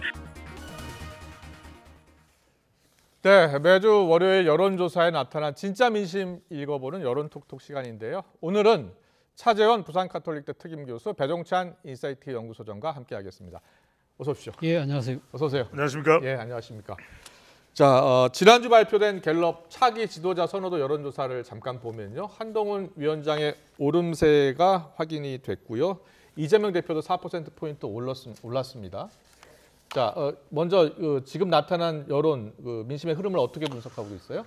그렇습니다. 한동훈 비대위원장에 대한 관심도와 주목도가 상당히 높아지고 있다. 예. 그만큼 정치 성향에 따라서 평가는 다르겠지만 주목받는 정도를 보면은 그만큼 스타 효과, 주목받는다는 의미겠죠. 예. 그런 효과는 일어나고 있다. 이렇게 볼 수 있을 것 같고요. 예. 이게 중요한 이유는 뭐냐면 이따가도 우리가 중요한 지표로 월요일마다 분석을 해드립니다만 이 총선의 구도가 윤석열 대통령 대 이재명 대표로 갈 경우에는 상당히 총선 구도상 이 정부 견제론, 심판론의 부담을 안을 수밖에 없거든요. 그런데 한동훈 비대위원장의 주목도나 몸집이 커지게 되면 그래도 유권자들이 어느 순간에는 한동훈 비대위원장 대 이재명 대표의 대결, 2대 1의 대결, 1대 2의 대결로 구조 전환이 될 수 있다는 겁니다. 그건 좀 더 지켜봐야 되겠죠. 그렇다면 적어도 지금의 추세의 흐름을 보면은 불과 4개월 만에 한동훈 비대위원장 화면 보고 계십니다. 차기 정치 지도자 조사에서 10%포인트가 올라갔습니다. 12에서 22. 반면에 이재명 대표는 이미 익숙한 차기 정치 지도자 후보로 거론이 되어 왔거든요. 그렇기 때문에 4개월 전에 19가 23%로 4%포인트니까 아주 큰 변화는 없는 거예요. 그러니까 말 그대로 이 표를 계속해서 뚫어져라 유권자들이 본다면 이번 총선의 구도는 윤석열 대통령 대 이재명 대표가 아니라 한동훈 대 이재명, 이재명 대 한동훈의 총선 프레임이 되고 있는 거죠. 그렇군요. 그런데요. 지금 한동훈 비대위원장의 지지율은 오름세를 보이고 있는데요. 22대 총선, 그러니까 4월 총선 결과를 기대하는, 그러니까 정권 심판론이냐 아니면은 안정론이냐, 이것을 보면은 그대로거든요. 한번 볼까요? 네, 22대 총선 결과 기대. 자, 한번 분석을 해주세요. 그렇죠. 이거는 이제 일종의 자의가르닉 현상입니다. 제가 계속 말씀드리는 게 뭐냐면은 지금 이 35%의 여당 승리는 국민의힘 지지율과 거의 비슷하죠. 그런데 야당 승리, 정부 견제로는 더불어민주당 지지율에다가 중도까지 더해져 있는 겁니다. 그러니까 이건 뭐냐 하면은 아니 이게 총선 구도로만 봤을 때는 오히려 정부 견제론이나 그다음에 정권 심판론이 더 강하게 드러난다. 그러니까 한동훈 비대위원장이 아무리 지금 광폭 행보를 하면서 움직이지만 아직까지 이것이 국민의힘 지지율이나 또는 대통령 지지율까지 긍정 지지율로는 이어지지 않는다가 자의가르닉 이펙트입니다. 이게 왜냐하면 어떤 현상에 대해서 지지를 하려고 보니까 미흡한 것, 미완성된 게 보이는 거예요. 한동훈 비대위원장도 뭔가 대통령과의 관계, 김건희 특검법, 그다음에 주변에 법조인이 너무 많은 것, 매우 많은 것. 예. 이런 부분들이 해소가 안 되는 거예요. 네, 해소 안 되는 부분이 있기 때문에 아직까지는 한동훈 비대위원장에 집중되는 주목도가 정당의 지지율이나 대통령의 긍정 지지율로는 연결되지 못하는 현상이 발생을 하고 있는 거죠. 분석 잘 들었고요. 차도영 교수님 분석 네. 들어볼게요. 지금 일단 차기 지도자 여론조사를 네. 보면요. 이재명 대표도 19%에서 24%. 그러니까 아까 다시 한번 보여주실래요? 23%. 그러니까 4%포인트 올랐잖아요. 그리고 한동훈 비대위원장도 22%가 됐고요. 앞으로 어떤 흐름을 보일 것으로 보세요? 글쎄요. 그러니까 결국은 지금 이재명, 한동훈 양자 구도로 갈 것이냐 말 것이냐 이 부분은 결국 총선 결과가 저는 좌우하지 않을까 하는 생각이 듭니다. 그렇군요. 결국 그러니까 예. 한동훈 비대위원장이 지금 상당한 일종의 한동훈 뭐 이펙트라고 할 정도로 상당히 컨벤션 효과를 누리고 있잖아요. 그런데 이런 부분들이 앞서 뭐 이야기하신 것처럼 이 국민의힘 지지율로 좀 옮겨가지고 있지 못하다. 네. 그 이유는 뭘까요? 그것은 결국은 지금 한동훈 비대위원장이 비대위원장이 취임하기 전에 소위 말하는 킬러 문항이 한 3가지 정도 있다고 그랬잖아요. 예, 예. 그 첫 번째 킬러 문항이 뭐냐면 윤심과의 차별을 어떻게 할 것이냐의 부분이었거든요. 예. 그러니까 그동안에 국민의힘 하면 용산의 출장소. 당정관계 재정립. 예, 그렇죠. 예. 당정관계 재정립이라는 부분인데 그 관련해서 가장 큰 첫 번째 시험제가 바로 김건희 특검법이었거든요. 그래서 그 김건희 특검법이 뭐 야권의 단독으로 통과되긴 했지만 네, 거기에 네. 대해서 거부권을 행사하지 말아야 된다는 여론이 압도적으로 높았잖아요. 예. 그럼에도 불구하고 대통령은 거부권 행사를 했어요. 네. 그러면 국민들이 생각했을 때는 한동훈 비대위원장이라면 뭔가 다른 목소리를 그 이전에 김기현 대표하고는 차별되는 그런 목소리를 낼 거라고 봤는데 네. 그렇지 않다는 것이죠. 이런 부분들이 과연 이 상당한 이 실망감으로 아직은 작용하고 있다. 그렇기 때문에 이러한 모습들이 만약에 이번 총선에서 반복이 돼서 결국은 이 총선에서의 이 한동훈 효과를 만약에 보여주지 못할 경우에는 사실 어떻게 보면 저 지지율도 사상도각이 될 수 있다는 전망도 조심스럽게 놓을 수밖에 자, 없는 그럼 것 같습니다. 정부 지원론하고 야권의 정부 심판론. 자, 그거 한번 그래프 다시 한번 보여주세요. 지금 계속해서 유지를 하고 있어요. 네. 그건 어떻게 분석하고 있어요? 앞서 말씀하신 것처럼 예. 아무래도 이 지금 정권 심판론이라는 것 자체는 네, 네. 기본적으로 상당히 높게 놓을 수밖에 없는 것이 예. 무당 중도층이 지금 있기 때문에 결국은 지금 이번 총선에서 그러면 지금 한동훈 비대위가 해야 될 부분은 중도 무당층의 지금 이 정부 견제론에 가 있는 심판론에 가 있는 부분을 얼만큼 갖고 오느냐의 부분인데 그 부분과 관련해서 아까 이야기했던 지금 킬러 문항 또 다른 킬러 문항이 또 있잖아요. 예를 들면 당내 비윤계의 통합이라든지 공천의 혁신이라든지 이런 부분을 통해서 예를 들면 지금 정부 심판론에 가 있는 이 중도 무당층들의 표를 끌어올 수 있느냐 없느냐가 아마 국민의 입장에서는 가장 큰 하나의 이 승부처가 될 것이 아닐까 하는 생각이 듭니다. 그렇군요. 갤럽 조사 보고 있는데요. 갤럽 조사 정당 지지도도 보고하겠습니다.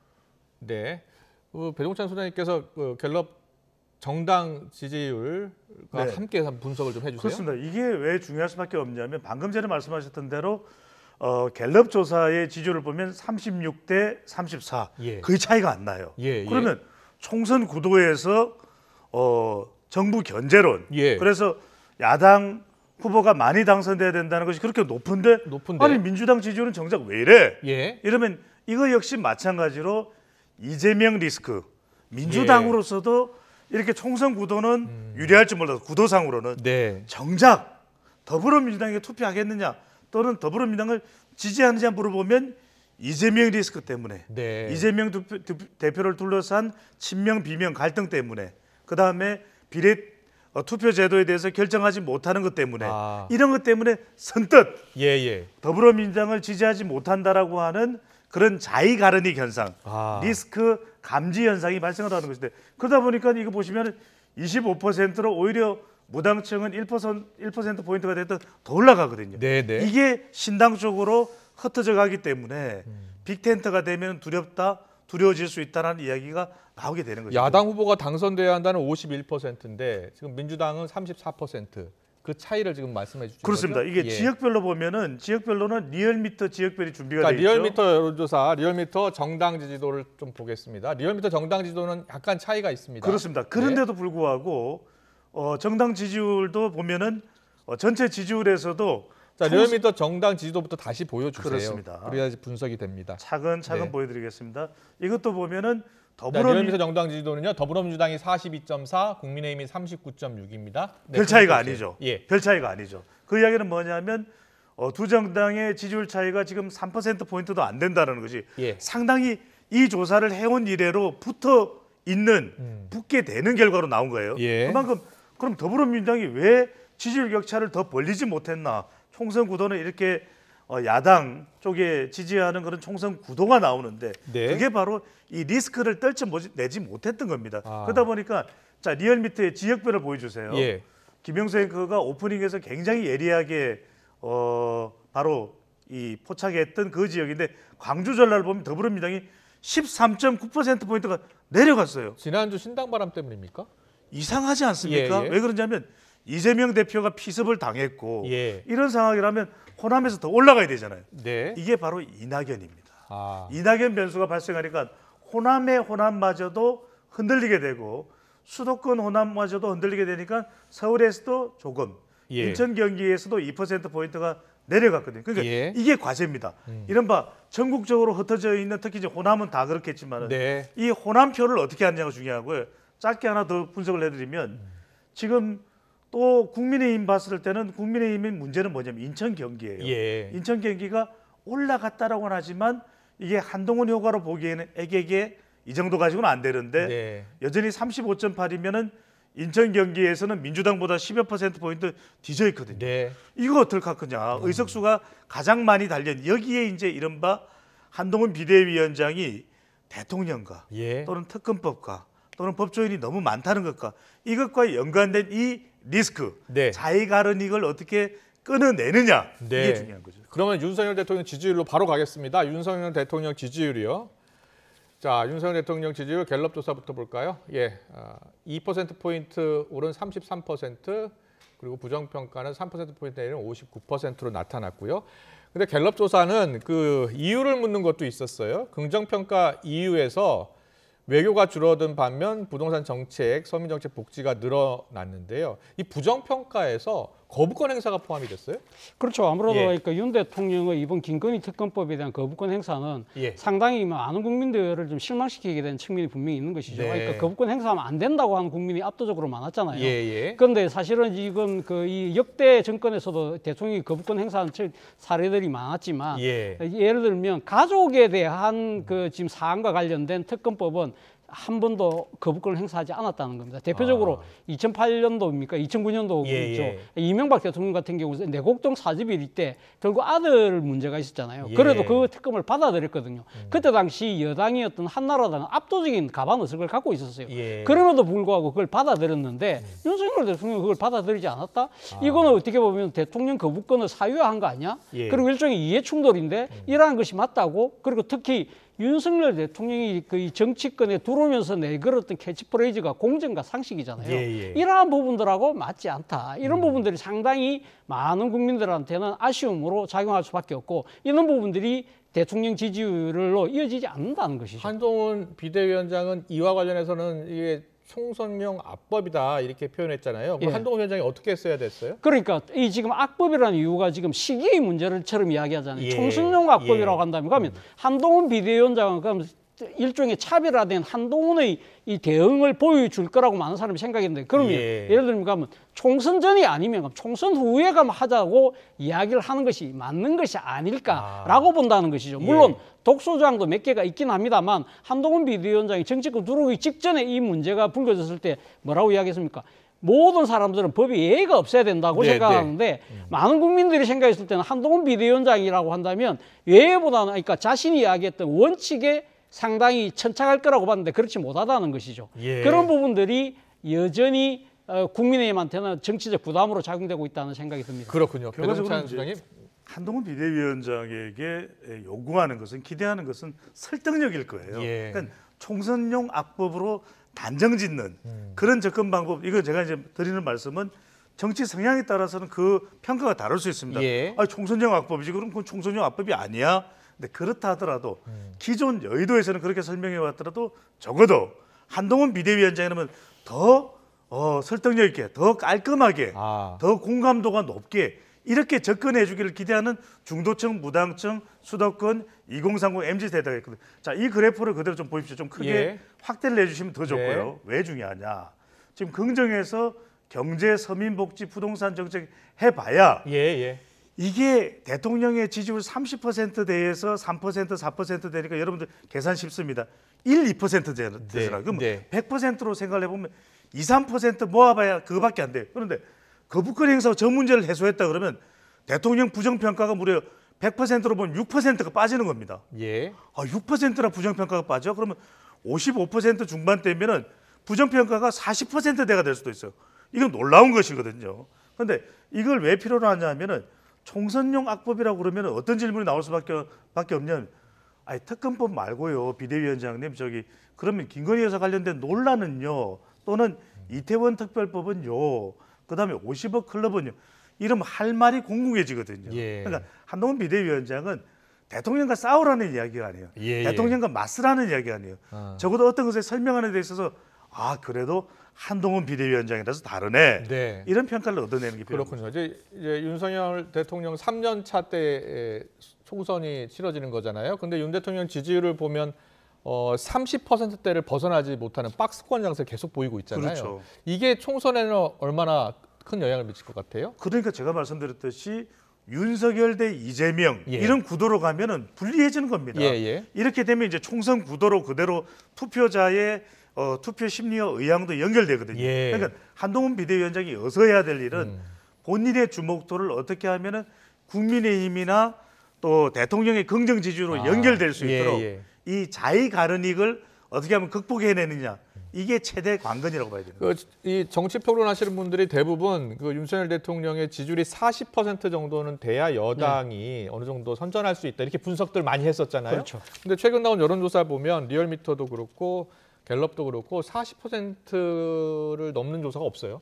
그렇기 때문에 사실은 앞서 말씀드린 대로 이 김건희 특검법에 대한 한동훈식의 해법이 필요하다는 것이고 또 한편으로는 이태원 특별법도 지금 야권이 단독으로 지금 통과를 시켜놨잖아요. 지금 이 부분에 대해서 아마 대통령이 고심을 하고 계신 것 같은데 설사 그거에 대해서 예를 들면 거부권을 행사한다 하더라도 예를 들면 이 이태원 그 특별법이 가고 있는 여러 가지 독소 조항들 있잖아요.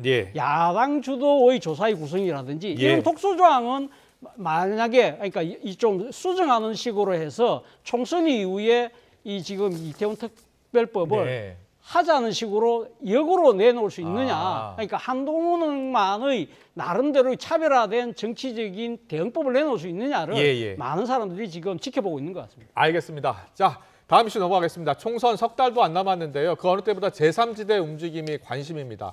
내일은 이낙연 전 대표의 새로운 미래가 창당준비위원회를 발족하는 데 이어서요. 오늘 20일에는 이준석 전 대표의 개혁신당이 창당대회를 엽니다. 오늘 조응천 의원이 오늘 3지대 통합정당의 1차 목표 시한을 설 전, 그러니까 2월 9일이죠. 설 전으로 제시해서 눈길을 끌었는데 듣고 오겠습니다. 선거 전에 통합정당으로 해서 선거에 임한다. 일단 중간 정리하면 일단 1차 목표는 설 전입니다. 이낙연 전 대표나 이준석 위원장도 일단 큰 틀에서는 공감을 했다고 그렇게 지금 이해를 해주시면 그렇게 이해해 주시면 됩니다. 1당 2당 그러니까 여당 야당 할 거 없이 전부 다 기득권에 꽉 짜여 있잖아요. 뭐 국민의 안중에 별로 없는 자기들만의 리그를 지금 하고 있습니다. 그 어느 때보다 제3지대, 제3세력의 성공 가능성이 높다. 그렇게 보시는 거고. 라고 봅니다. 네, 조응천 의원이 지금 이제 신당 창당 준비위원장인데 계속해서 이야기하는 게 제3지대가 힘을 합쳐야 된다, 3번을 달아야 한다는 얘기를 했고요. 지금 통합 시한이 나온 거예요. 일단 설 전에 이게 가능하겠습니까? 저는 쉽지 않을 걸로 보입니다. 왜 그러냐면 거듭 말씀드립니다만 정치는 정치인이 있지만 또 정치를 바라보는 유권자가 있습니다. 사실은 유권자가 주인이죠. 정치인이 주인일 수는 없는 겁니다. 선택을 받는 사람이죠. 유권자는 선택을 하는 사람입니다. 그렇다면 중요한 것이 서로 간에 어떤 생각의 차이, 철학의 차이를 극복해야 됩니다. 그런데 지금 이준석 정강정책 가칭개혁신당 위원장은 어떤 이야기냐면 우리가 큰 가치를 가지고 비전을 가지고 다음 대선까지 함께 가야 돼요. 그런데 조응천 의원이 바로 이 방송에서 그 이야기를 합니다. 아이고 대선까지요? 우린 총선이 급해요. 그럼 이러면 서로 생각이 온도차가 있을 수밖에 없는 거. 제가 그때 말씀드리면 그렇네요. 예. 정당이 뿜뿜하려면 이 정치 세력이 뿜뿜하려면 3P가 필요하다. 요약 정리해야 됩니다. 예. 첫 번째 철학이 비슷해야 돼요. 네. 그렇게 또 하나는 이제 공약, 예. 팔러시가 비슷해야 돼요. 예. 그다음에 마지막 P는 피플입니다.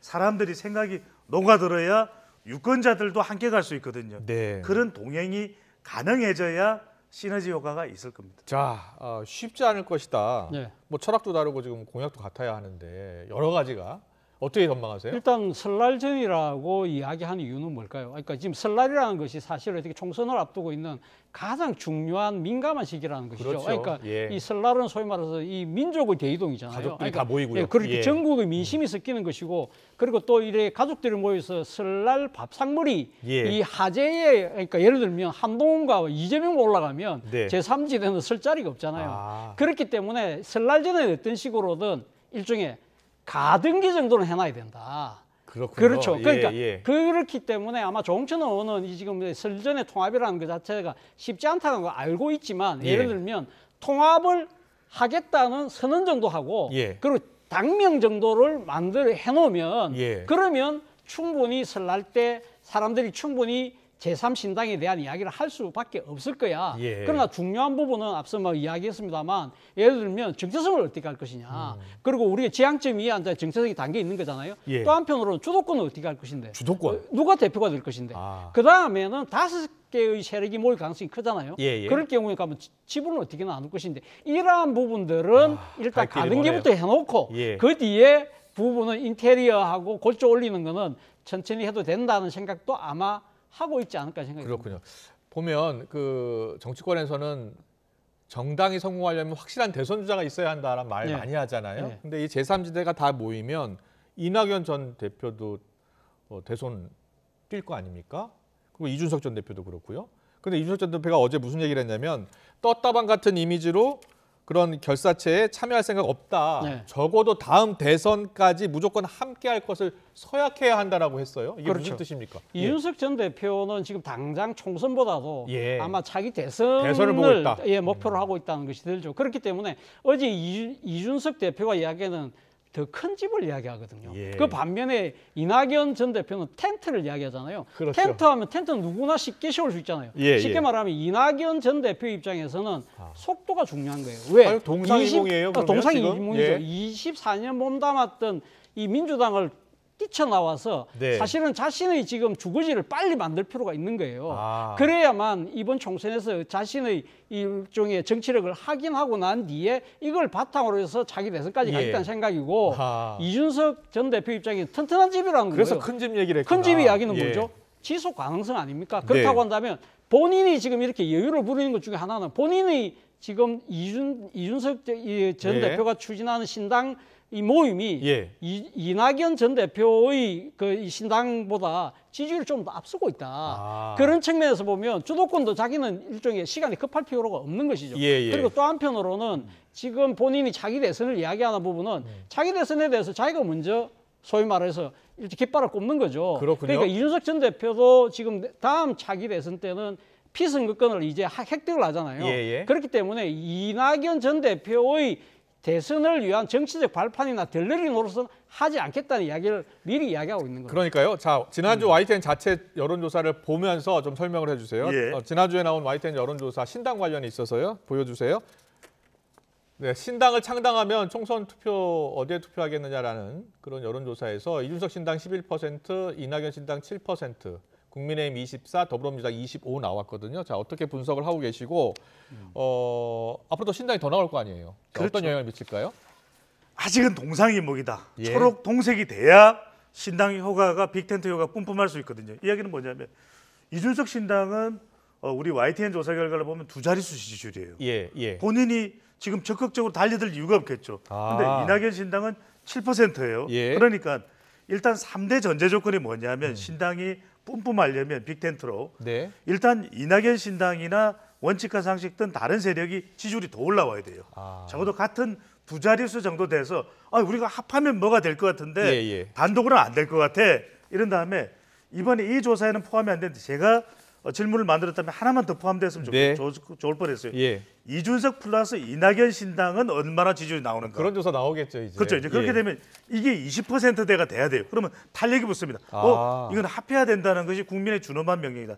마지막은 뭐냐면 결국 돈 문제도 뒤따릅니다. 그래야 현역 의원이 한 2월 말 3월 초까지 한 20여 명은 붙어줘야 돼요. 그러면 교섭단체가 되니까 지원금이 나옵니다. 그렇죠. 정당 지원금 나옵니다. 이게 3월 말까지만 확보되면 지원금이 나오거든요. 예. 그러면 그래?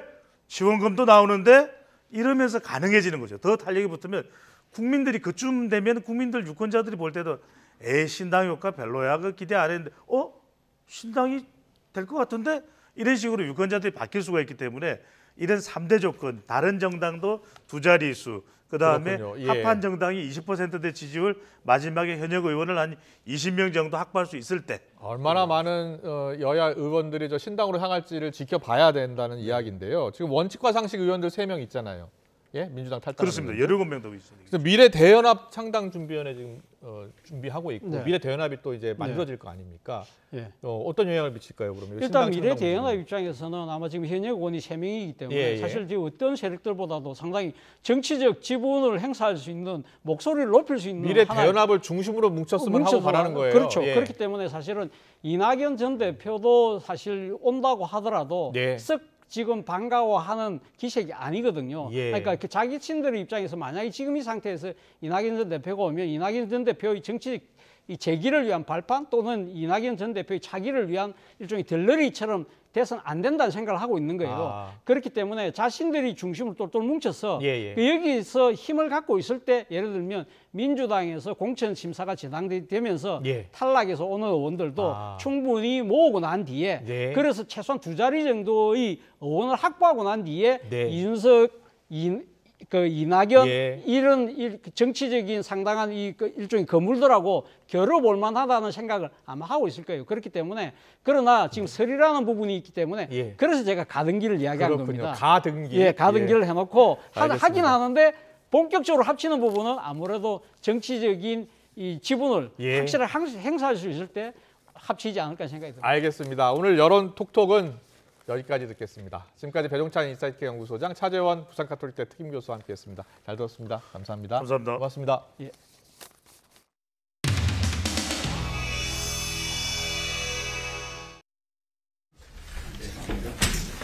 감사하겠습니다. 불주표를 많이 잡으려면은 우리 주호영 의원님이 아주 깨끗이 잡고 깨끗이.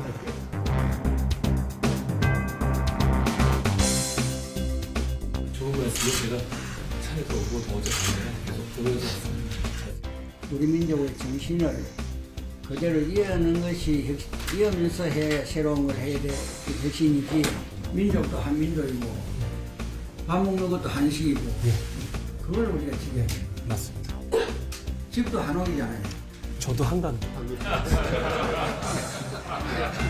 좋아도 제가 부산에서 한 2번 정도 살았었는데요. 통도사를 자주 왔었어요.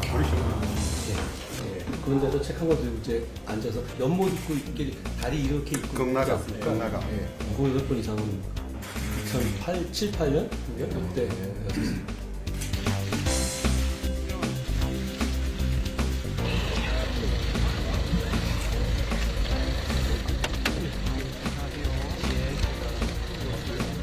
파이팅입니다.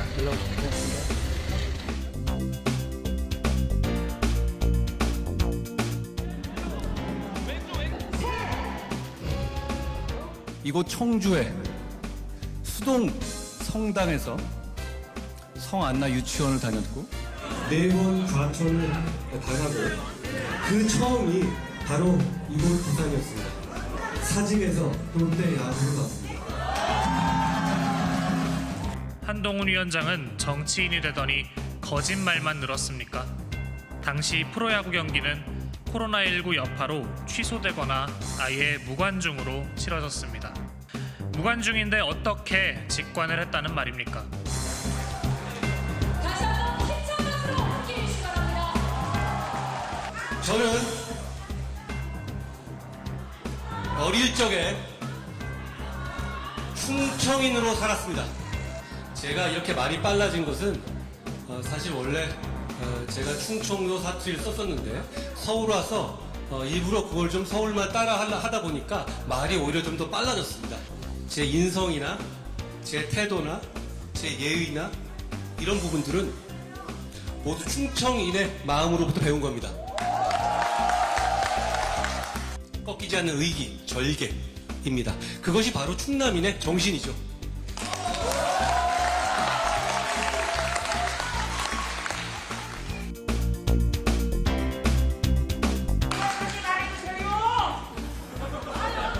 고맙습니다.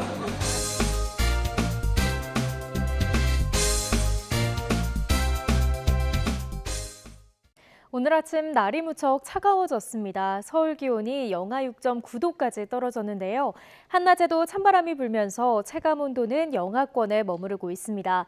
이번 추위는 내일 아침까지 이어지겠습니다. 내일 서울 아침 기온은 영하 7도로 오늘과 비슷하겠고요. 낮 동안에는 4도까지 올라 추위가 누그러지겠습니다. 내일은 전국이 대체로 맑다가 오후부터 구름량만 다소 늘겠습니다. 다만 녹았던 비나 눈이 밤사이 다시 얼면서 빙판을 이루는 곳이 많겠고요. 동해안 지역에서는 너울성 파도가 높게 일겠습니다. 안전사고에 각별히 유의하시기 바랍니다. 경기 북부와 강원 내륙에는 한파특보가 발령 중인 가운데 내일 아침 기온 살펴보면 서울 영하 7도, 광주 영하 4도, 대구는 영하 5도가 예상되고요. 낮 동안에는 오늘보다 2에서 4도가량 높아 추위가 누그러지겠습니다. 내일 낮 기온 서울 4도, 대전 6도, 광주와 대구는 8도가 예상됩니다. 이후 남은 한 주간 큰 추위는 없겠습니다. 다만 주 후반에는 영동과 충청 이남 지방에 비 또는 눈이 내릴 전망입니다. 지금까지 날씨 정보였습니다. 이슈를 더 쉽게 전해드리는 더 뉴스 내일은 더 준비하겠습니다. 잠시 뒤에는 뉴스큐가 방송됩니다. 시청해주신 여러분 고맙습니다.